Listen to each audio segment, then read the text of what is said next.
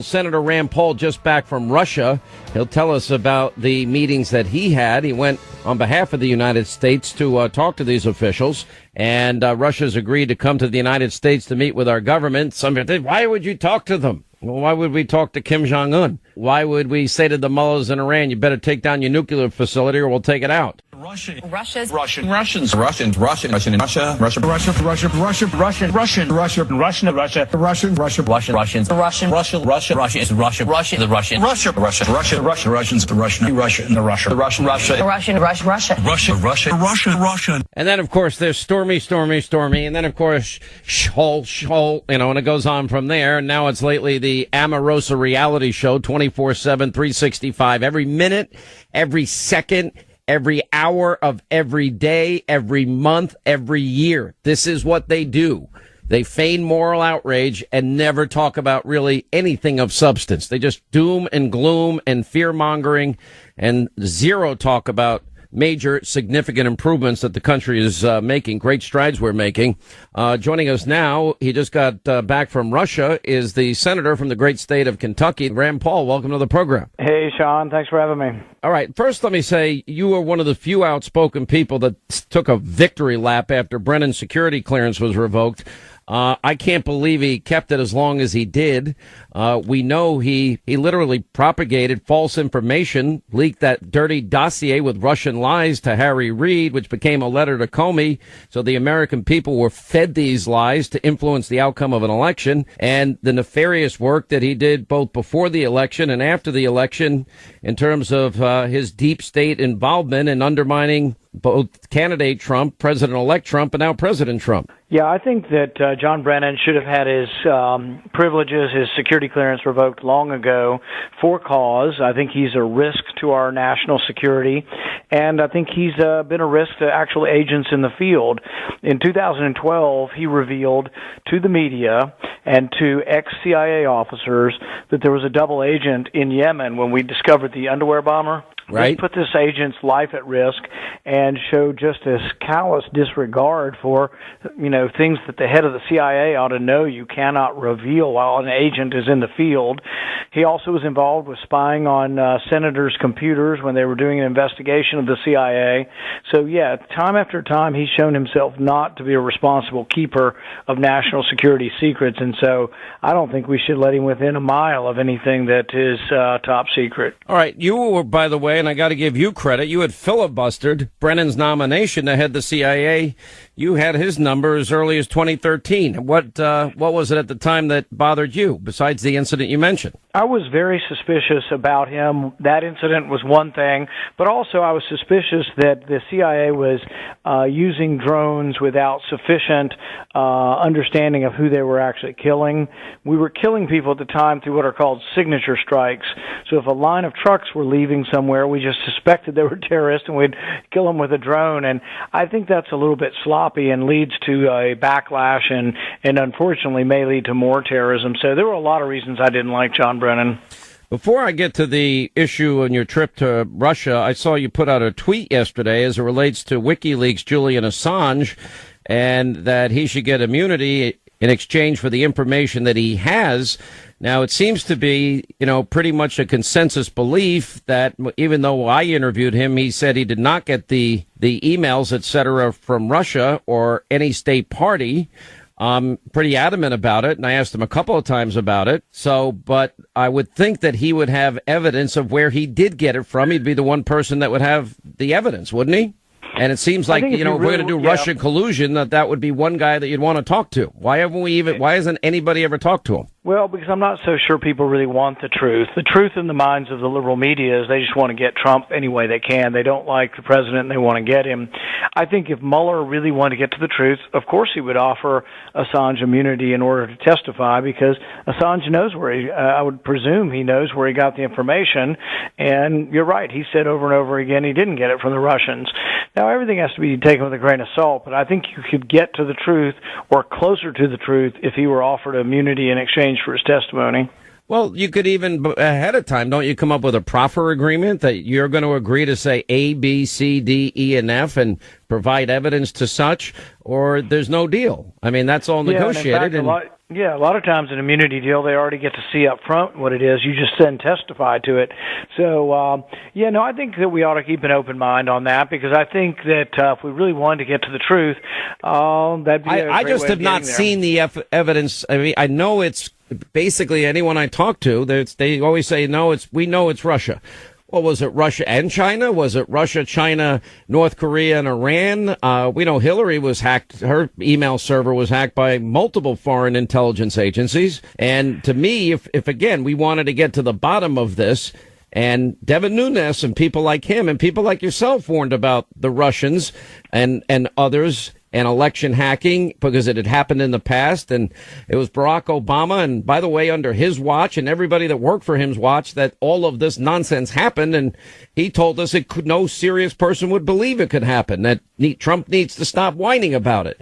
Well, it turned out it did happen. I think what people need to realize is, look, I've said that the Russians should stay the hell out of our elections, and that they should be informed that it's made relations a lot worse. I think they do understand that now. But I've also said that we should protect our elections. Instead of having this big debate over partisanship and trying to blame President Trump for something that happened under President Obama, we should be trying to protect our elections. I'm a big believer in having a paper ballot as a backup. I'm a big believer in having election judges at the local level know the exact number of people who voted and know the outcome in their precinct and check it after it's recorded, and sent to a state capitol. There are a lot of ways we can make sure our elections are secure, and so we ought to be doing that instead of getting lost in this. But one of the things I did, I had an amazing conversation with Gorbachev when I was in Russia. And a lot of people have forgotten that Ronald Reagan, one of our greatest, most conservative presidents, did have the courage to defy orthodoxy and sit down with Gorbachev and reduce nuclear missiles by 2,700. This is an amazing feat. 2,700 less nuclear-tipped weapons because of the conversations between Gorbachev and Reagan. And Gorbachev's point is we still need to have those conversations. We still have enough nuclear weapons to blow up the world 100 times over, and we still could have conversations and should have conversations with Russia about reducing this. Let's talk about how this meeting came about and who you met and what you discussed. I know part of the outcome of it is that, in fact, Russian lawmakers have agreed to visit Washington. Tell us the other people that you spoke to when you were there, and how did it come about? We had about an hour-long conversation with Mikhail Gorbachev. We also met with the Foreign Relations Committee of their upper house, which is called the Federation Council, and their lower house, which is called the State Duma. So we had three big important meetings, as well as meeting with their foreign ministry. And the bottom line is that nuclear arsenals, nuclear armaments, nuclear weapons control came up in every meeting. Sharing of information on terrorism came up. The Russians remember well that they tried to give us information on the Boston Marathon bombers that, our FBI failed to act on. Yeah. But they did try to help us. And actually, earlier this year, we helped them thwart a plot in St. Petersburg by giving them information. My goal is that we should continue to have conversation with Russia so we can share information on potential radical Islamic terrorism, and they have information to help us, and we need to make sure we have good enough relations that we are helping each other. Let's talk about what the long-term prospects are. I couldn't understand the reaction of everybody when Donald Trump took on Kim Jong-un, North Korea. We've seen a lot of benefits from that relationship. One is nobody's firing missiles over Japan. He's not threatening to hit the continental United States. Missile testing has stopped since last December. Hostages have been released. The remains of our soldiers have been sent home. I don't know. Obviously, the details have to be hammered out, but there is a possibility. They at least have brought up the idea of denuclearization of the Korean Peninsula. I think the president keeping his promise on Israel and making Jerusalem the capital is another example of the president doing what he said he'd do, getting us out of that horrific Iranian deal. That was a good idea. And he doesn't seem to be trying or attempting to bribe dictators with cargo planes full of cash and other currency. And that, to me, seems like a position that Reagan would support, and that's peace through strength. Yeah, and I think there are some analogies between Reagan and Trump. For example, Reagan called the Soviet Union an evil empire. He said, Mr. Gorbachev, tear down that wall. he wasn't afraid to call them out, but then he was also unafraid to actually sit down with them. And you needed to be able to do both call out someone for what their faults are as we see them, have a strong military that is the backup military force to your words, but then also at some point in time you need to be willing to sit down with your enemy. And the fact that Trump has had strong words on North Korea, but then he's been willing to sit down with them, actually reminds me a little bit of Reagan sitting down with Gorbachev. Well, let me go back. I mean, everybody on the left seems to be pretty hypocritical here. I mean, we got the image of that dopey, exchange with Hillary, handing over the red reset button. By the way, it looked like a button you'd hit to launch a nuclear weapon, so it looked pretty stupid to me. But anyway, she went over there. Didn't Bernie Sanders have his honeymoon over there in the USSR? And, is it such a bad thing that we're going to improve relations so we don't have to send young Americans to fight, bleed, and die, in a war and then that one that we're never going to finish because it eventually becomes politicized, like Iraq and Afghanistan and Vietnam? Well, I think we're going to have some breakthroughs, some from my trip and a lot, obviously, from Trump being willing to meet with Putin. But I've already been talking with Democrats in the Senate about forming a bipartisan committee that will look into nuclear arms control and begin the discussions with Russian legislators to try to de-escalate the tensions between our countries. And I've already found some people that are very open to it. And I think in the next week or two, we'll be able to announce the formation of a new group that will be getting together with the Russian legislators as early as November. Yeah. What do you think? What is your impression of Putin? I think he's a bad actor. I think Russia's been a hostile regime. While I know that Robert Mueller's indictments of these bot companies and their equivalent of the KGB are never going to come to any fruition of any kind, I do believe they want to create chaos in the United States, and they're hitting us with cyber attacks. But then I look at, I mentioned Julian Assange earlier. He was 16 when he hacked into NASA and the DODs. Now in his late 40s.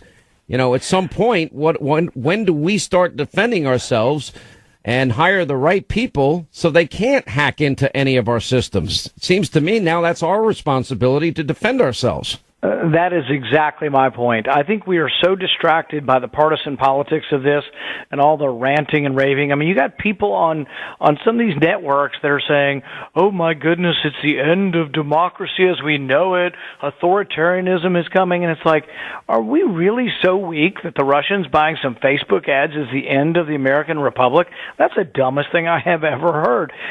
People laugh around the world thinking, oh, America is so weak that you buy some Facebook ads and our democracy and our republic's going to crumble. That is just so naive and simplistic that I can't believe. But that's all over television. If you watch some of these networks, it's from morning till night saying that, Trump is a dictator and the American republic is in demise because the Russians have taken over. And it's like, my goodness, wake up, people. We are a much stronger country than that and much more resilient, and we will survive all of this. Yeah, I think you're right. What's the latest with your relationship with the president? It seems to be extraordinarily good. Well, I'm hoping to see him in the next couple of days. And he speaks about you often, fondly. I mean, we talked about the trip, the Russia trip before I left. I took a letter from the president to Putin. And did you open it? I'm hoping to see him in the next couple of days, the president, and talk to him about the Russia trip. All right, hang on. More with Rand Paul on the other side. 800-941-SEAN is our number. All right, and as we continue with Senator Rand Paul, so you took a letter from the president and hand-delivered it to Putin's office, but you didn't get to see Putin while you were there. You saw Gorbachev and members of their legislature. Yeah, Putin was not in town, so we delivered it to the foreign ministry. I met with the deputy minister for foreign affairs. It was a letter that was open for us to see, and we discussed. So you read the letter. Can you share any of the contents of it? Yeah, and it's a letter that I would say has nothing that's really secret. I can tell you in general what it is, and the White House can release it if they want to. But in general, it said that we need to look for areas where we can engage in dialogue that is beneficial to both countries. This would be things like, obviously, terrorism, nuclear arms, legislative exchange, meaning that our legislators should talk to each other. And this is one of the problems that we've found with the sanctions. The current sanctions the chairman of the Foreign Relations Committee in Russia is not allowed to visit the U.S. because of sanctions. And I think that backfires. I don't think we should put their legislature in sanctions, because how are you going to complain to them, or how are you going to have any kind of dialogue or try to improve dialogue if he's not allowed to travel to our country? Oh, yeah. I mean, I think at the end of the day, do we really want to have a better relationship? And I think the answer is yes. All right, Rand Paul, the good senator from Kentucky. You don't mind me saying that, do you? Well, I don't mind being called good. I said the good senator from Kentucky. All right, Rand Paul, 800-941-SEAN, toll-free telephone number. You want to be a part of the program.